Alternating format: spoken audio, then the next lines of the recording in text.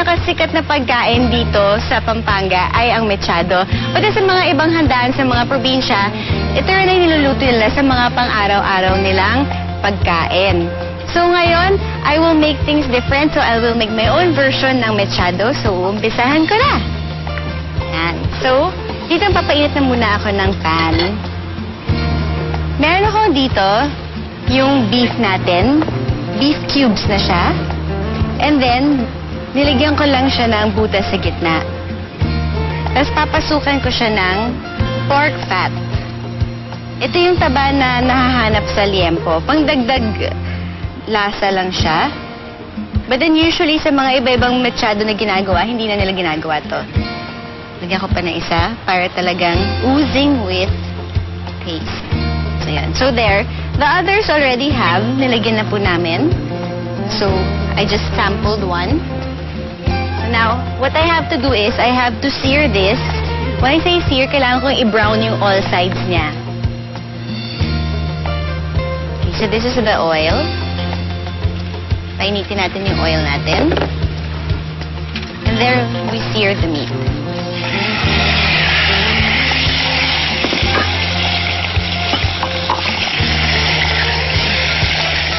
So we're just searing this para to get the texture and ma-seal in kaagad lahat ng juices ng ating karne.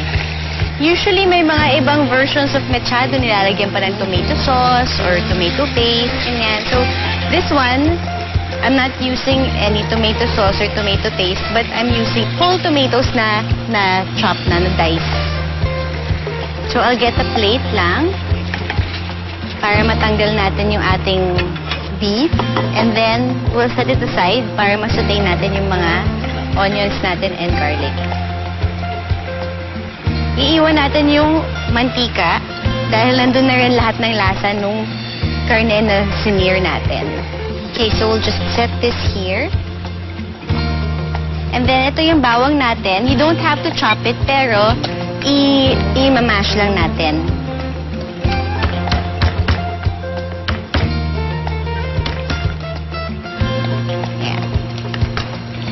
So now, I put the onions. Okay. So we're just going to wait hanggang maluto to ng konti.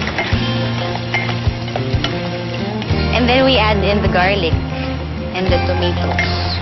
Okay, so you have to make sure na ma-wilt ng konti yung ating onions to extract its natural juices and taste. And then I will add the garlic.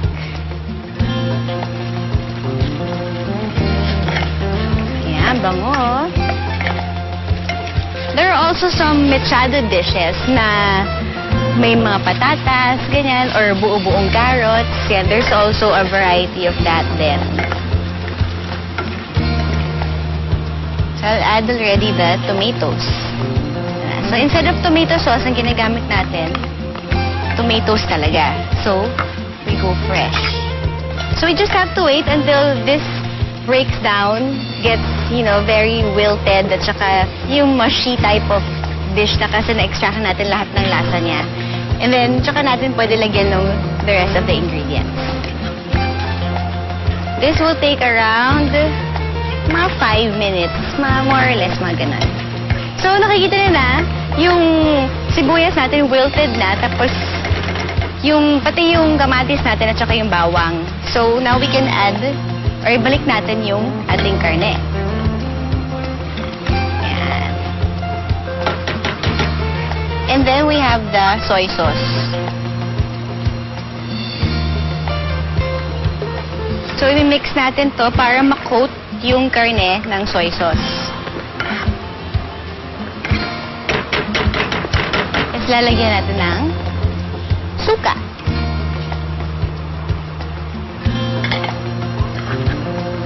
Here we also have the red bell pepper, pangdagdag spices lang.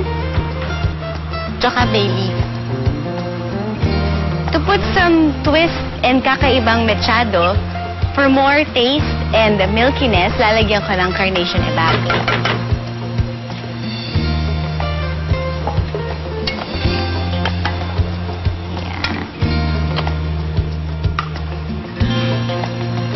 need 1/4 cup. So yung extra or yung tira na carnation evap natin dito, ilipat natin sa ibang lalagyan. Tapos seal natin with cling wrap or cover. Basta make sure na very well sealed siya. Tapos itatago natin sa chiller or sa ref. This can last for another week. So ito yung part na mag-uumpisa na yung stewing process niya. So what we have to do now is lalagyan natin ng beef stock. Yung beef stock po yung you have the essences ng beef yung sa karne. Meron tayong onions, tapos may onion leeks, ganyan. Tapos yung mga buto-buto ng karne. Yan. So now tatakpan na lang natin siya. Papakuluan para lumambot ang ating beef and or makuha niya lahat ng lasa ng ating stew. Okay, so tingnan na natin. Yan, look. Lagyan natin ng konting asin. Paminta. So, lalagyan natin ng konting breadcrumbs, yung pampalapot, tsaka pangbigay ng body. Yan. So, haluin natin ito ngayon. Okay, so you can keep this sa freezer kapag kunyari may tira tayo or may sobra or even pwede nyo itong lutuin tapos palamigin nyo lang room temperature and then keep it sa microwavable container. Tapos pwede nyo lagay sa freezer. There are some mechados na mas malabnaw dito and there are some na mas malapot naman. But this is the way I like my mechado. So let's get our serving bowl.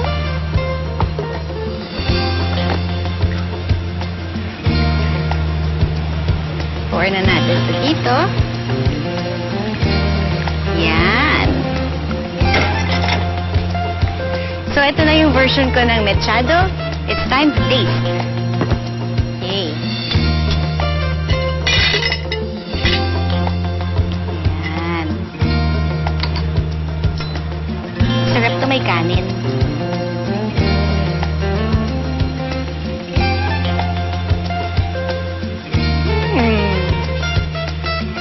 This is one of the best mechados, if not the best, that I've ever tasted. Yung karne niya, sobrang tender na niya. Hindi siya mahirap hiwain, hindi siya mahirap nguyain. And then yung sauce natin, tama lang yung pagkaalat niya. Tapos may konting hint of asim dahil sa kamatis na ginamit natin, tsaka sa suka na nilagay natin. Maraming mga other ingredients and tastes na nalalasahan ko like the bell pepper and stuff. But most importantly, its creaminess and the malinamnam niya because of our carnation evap. So I suggest na kapag gusto nyong magluto or gusto nyong kumain ng isang hearty meal with rice, I suggest na subukan niyo itong mechado recipe ko.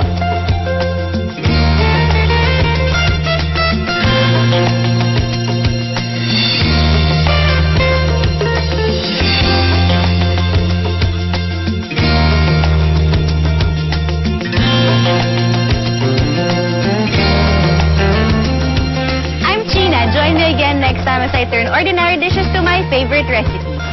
My favorite recipes is presented by Carnation, the cooking.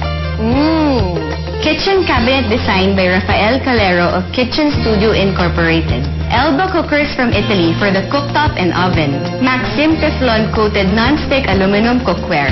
Massflex knives, gadgets, and utensils. Cookworks. Emarflex. The Lakeshore, Mexico, Pampanga. Aquabest.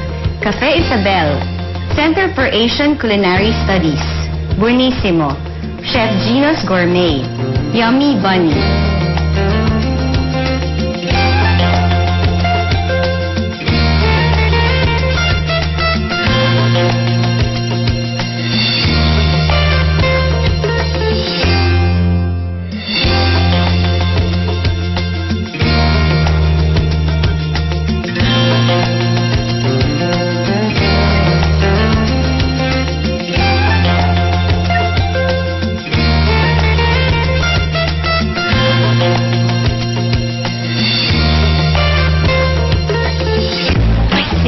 Sa buhay, kapag nagtipid, minsan nasasakripisyo ang kalidad. Kaya Ang tipid na Evap. Minsan, tipid din ang sarap. Ang tamang pagtitipid, tipid sa presyo. Pero di nasasakripisyo ang sarap. Kaya balik Carnation na. Now made tastier. Kaya perfect sa sopas, drink, at dessert mo. Balik sarap, balik Carnation. Pagkakin!